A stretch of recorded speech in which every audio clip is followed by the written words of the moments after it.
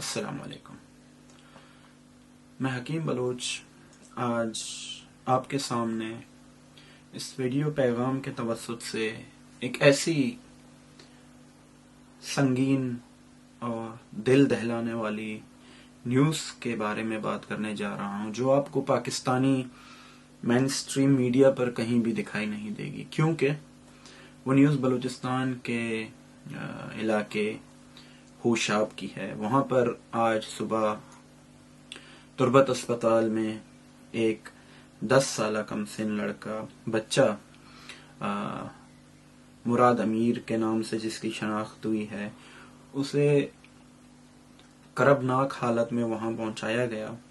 और जब उसका डॉक्टरों ने मुआयना किया, तिब्बी मुआयना हुआ, उसके बाद ये खबर सामने आई है कि उसके साथ जिनसी ज्यादती की गई है। मुराद अमीर और उनके भाई रहीम अमीर को पाकिस्तानी पैरामिलिट्री फोर्सेस ने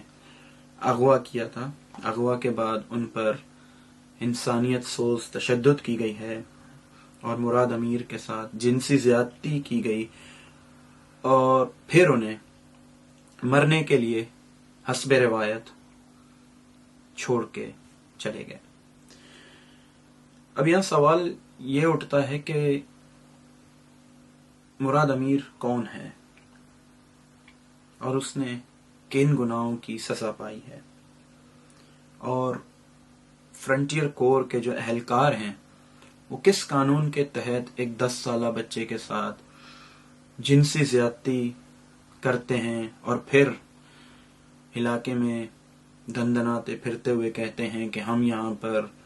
अमन कायम करने आए हैं, हम यहाँ पर लोगों की माल और जान और इज्जतों की हिफ्ज व अमान के लिए मौजूद हैं। हमारी यहाँ मौजूदगी का मकसद यही है कि यहाँ पर कोई दहशतगर्दी की कार्रवाई ना हो, यहाँ पर कोई इंसान दहशत ज़दा ना हो, यहाँ पर कोई इंसान डर और खौफ में मुब्तला ना हो। जबकि बलूचिस्तान की आवाम की नज़रों से देखेंगे तो पाकिस्तानी फोर्सेस ही सबसे बड़े दहशतगर्द हैं, जो कभी हयात बलोच को सरेआम 11 गोलियां मारकर शहीद कर देते हैं और फिर कह देते हैं कि 2 एहलकार या 1 एहलकार या 3 एहलकार जज्बात में आकर फायर करके ऐसे वाक़ियात करते हैं। दूसरी जानिब यही फौज और फोर्सेस बलूच समाज में मौजूद वो जराइम पेशा अफराद जिन्हें बलूच समाज के लिए एक कैंसर समझा जाता है, वो मंशियात फरोश, वो डेथ स्क्वाड, वो मजहब के नाम पर गुंडागर्दी करने वाले लोगों के हाथों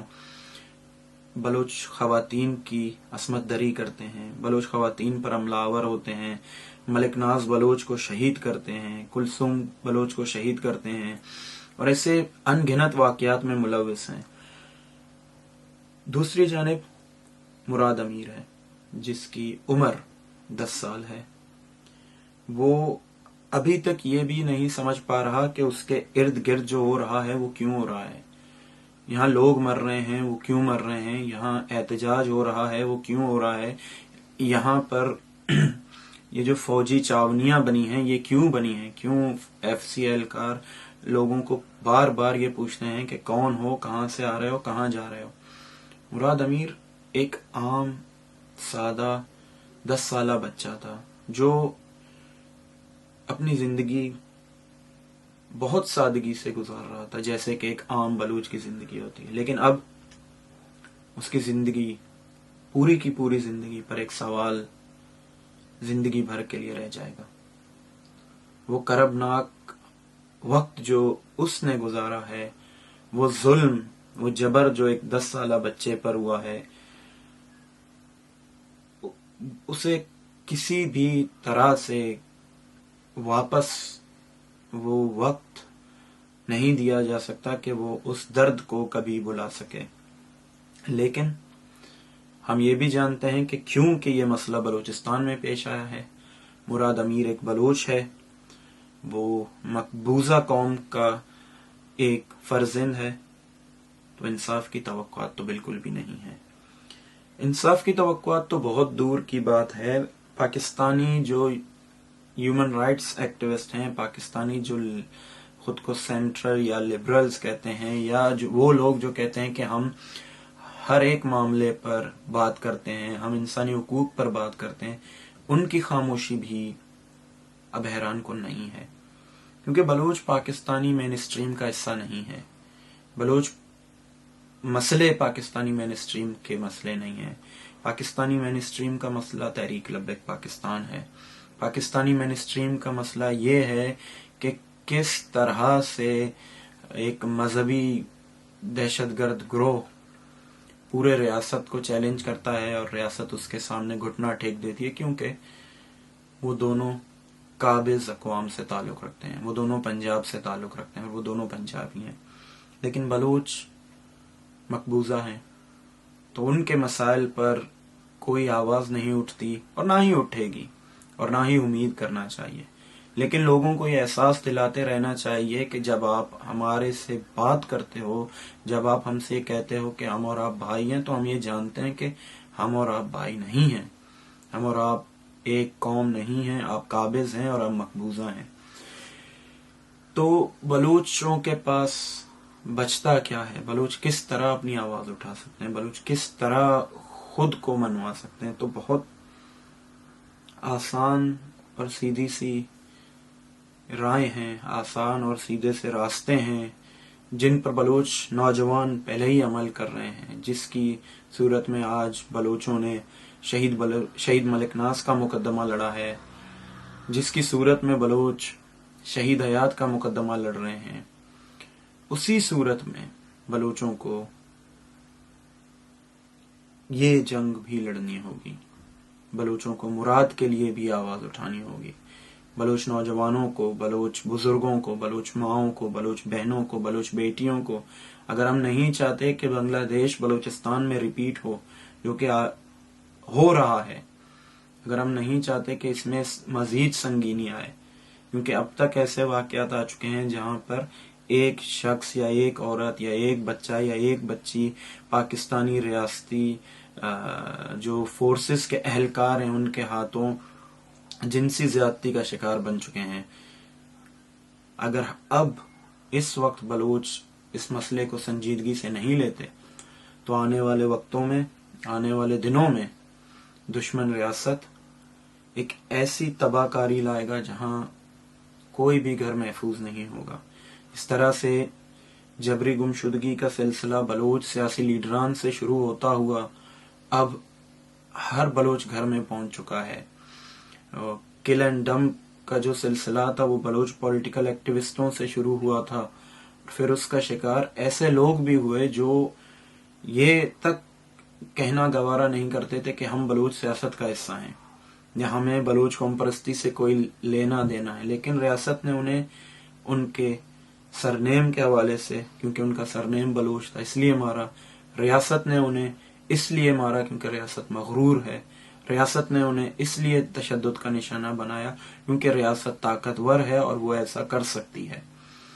بلوچوں کو چاہیے کہ وہ اپنی طاقت پر، ہمیں چاہیے کہ ہم اپنی طاقت پر، قومی طاقت پر انحصار کریں، اپنی قومی طاقت کو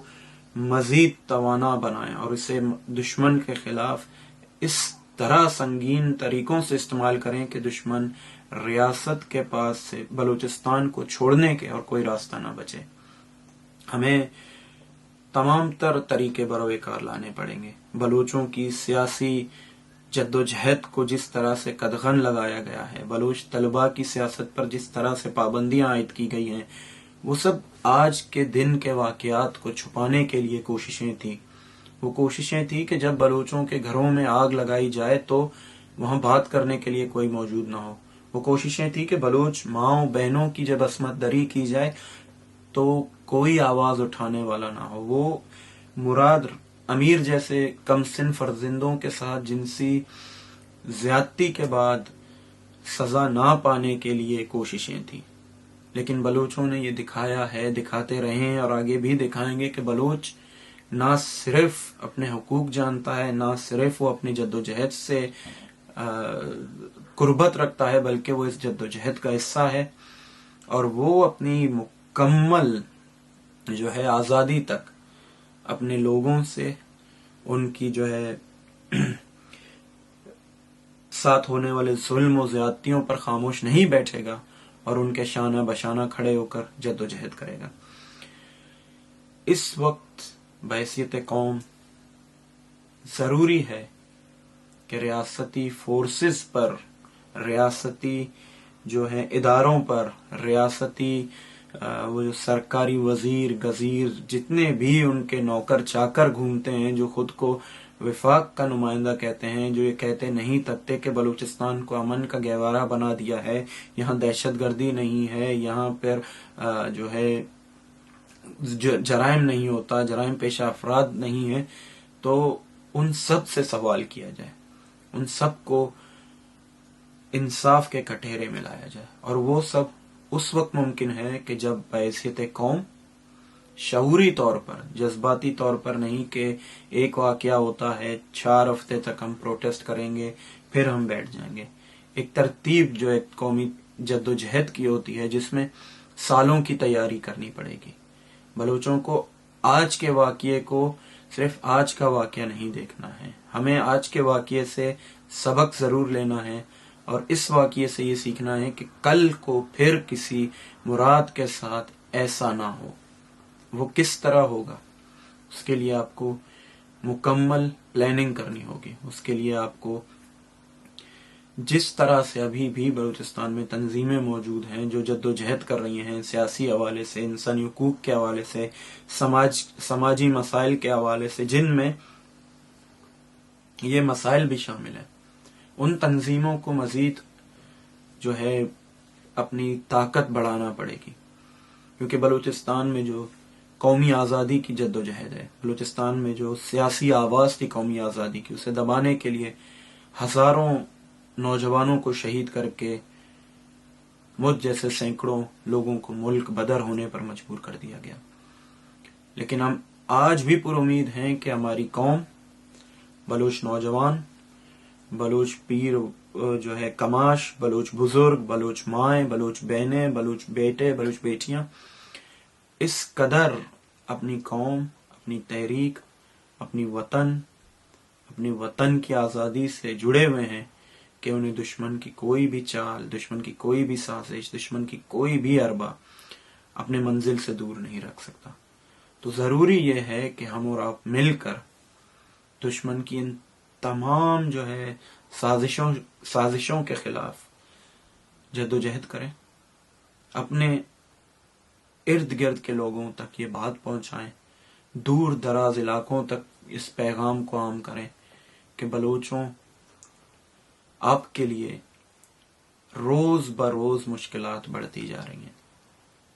جو مسئلہ پہلے بلوچوں کو سرے بازار موٹر سائیکل سے اتار کر ان کی شلواریں جو ہے کینچیوں سے کاٹ کر ان کی پگڑیاں روڈوں پر اچھالنے پہ شروع ہوئی تھی، اب وہ بلوچ خواتین، بلوچ بچوں، بلوچ بچیوں کی عصمت دریوں تک پہنچ چکی ہے، اب جنسی زیادتیوں تک پہنچ چکی ہے، اور اس مسئلے کا حل نعرہ بازی سے بہت آگے ہے۔ اس حل کو ڈھونڈنے کے لیے ضروری ہے کہ ہم اور آپ شب و روز جد و جہد کریں، اس امید کے ساتھ کہ آپ لوگ اس واقعے کے خلاف اس قدر تند و تیزی سے کھڑے ہوں گے کہ پاکستانی ریاست مجبور ہو کہ وہ اپنے اس طرح کے وحشت، بربریت سے توبہ کرے۔ آپ سب کا شکریہ۔